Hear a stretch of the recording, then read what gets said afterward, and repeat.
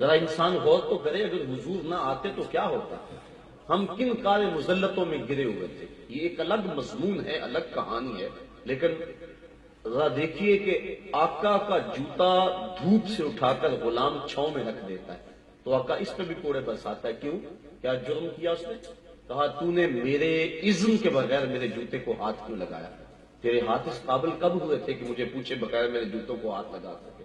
وہ کہتا ہے خراب ہو رہے ہیں جوتے اور اس لیے میں نے ان کو ذرا چھاؤں میں منتقل کیا۔ لیکن آقا اس کی اس بات کو، چونکہ وہ سمجھتا ہے کہ اس کے اندر عقل نہیں ہے، تبھی تو یہ غلام ہے، وہ اس کو قبول کرنے کو تیار نہیں، اور اس کو غلام کی خود سری اور تکبر اور تمرد شمار کر رہا ہے۔ اقبال علیہ الرحمہ نے کہا تھا نا، غلامی کیا ہے ذوق حسن و زیبائی سے محرومی، جسے زیبا کہیں آزاد بندے ہیں وہی زیبا، بھروسہ کر نہیں سکتے غلاموں کی بصیرت پر کہ دنیا میں فقط مردان حر کی آنکھ ہے بینا۔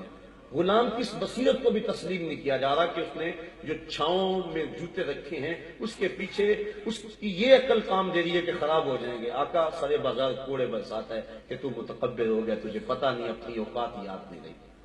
یہ ہے انسانیت کی تسلیم۔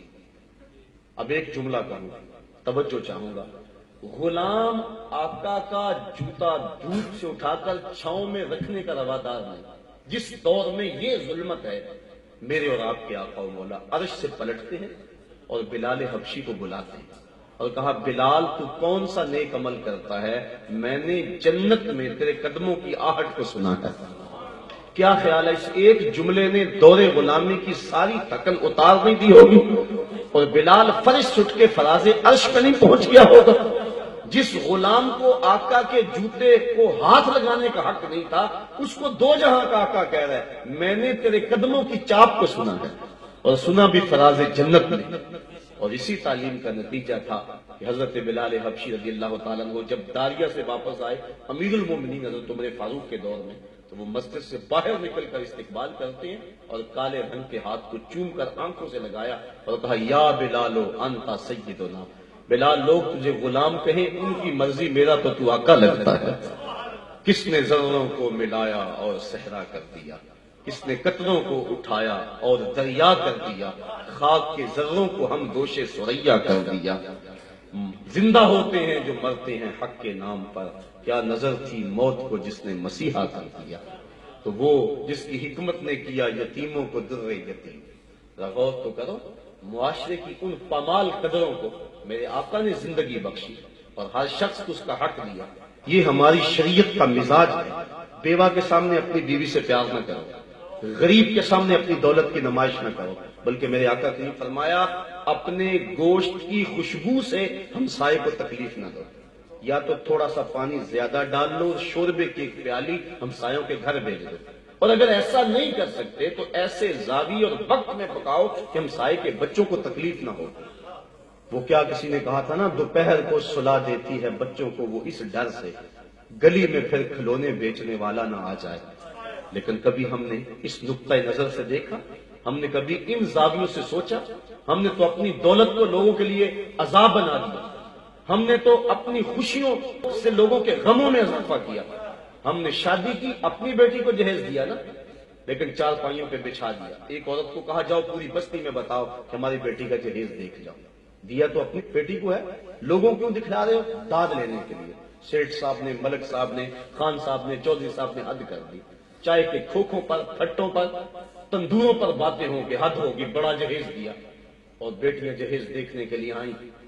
تم نے تو داد لے لی، گلی گلی بات ہوئی، لیکن یہ کسی نے نہ سوچا کہ جو بچیاں جہیز دیکھنے آئیں ان میں یتیم بیٹیاں بھی آئیں، سلیقہ شعار ہیں، خوبصورت ہیں، پڑھی لکھی ہیں، لیکن ان کا رشتہ کوئی قبول نہیں کر رہا۔ تمہارے ترکوں کے حساب سے جہیز جب ان بیٹیوں نے دیکھا جو زخم ان کے کلیجے آیا، اس کا مداوع کس کے پاس ہے؟ تارا ٹوٹتا سب نے دیکھا، یہ نہ دیکھا ایک نے بھی، کس کی آنکھ سے آنسو ٹپکا، کس کا سہارا چھوٹ گیا۔ تمہاری بیٹی کا جہیز دیکھنے کے لیے اس مزدور کی بیٹی بھی آئی جو بڑھاپے کے باوجود سامان اٹھا کے اڈے پہ چلا جاتا ہے، مزدوری والے اڈے پہ جا کے بیٹھتا ہے، سارے بوڑھا سمجھ کے اسے چھوڑ دیتے ہیں، اور وہ کہتا ہے مجھے 10 روپے کم دے دینا، لیکن اسے قبول کوئی نہیں کرتا۔ اور آج وہ بیوی کو کہہ کے آیا تھا جو رقم ملے گی اس کا آٹا بھی لے کر آؤں گا، اور دوپہر تک جب کوئی اس کو نہیں لے جاتا، مایوس ہو کے جب واپس پلٹتا ہے کہ آپ اندازہ کر سکتے ہیں اس کے قدم کتنے بوجھل ہوتے ہیں. اور گھر کی دہلیز عبور کرنا اس کے لیے پل صراط عبور کرنے کے مترادف ہوتا ہے. وہ اپنی بیوی کی آنکھوں سے آنکھیں نہیں ملاتا جب اندر جاتا ہے.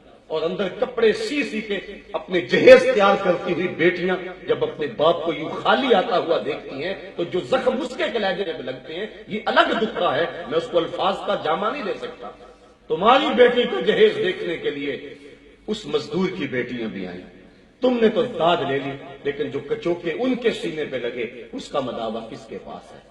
کاش کہ ہم حضور کی راہوں کے مسافر ہوتے اور ہم نے حضور کی سیرت کو دیکھا ہوتا، اللہ کے محبوب علیہ السلام کے انداز تبلیغ کو اور انداز تربیت کو نظر میں رکھا ہوتا.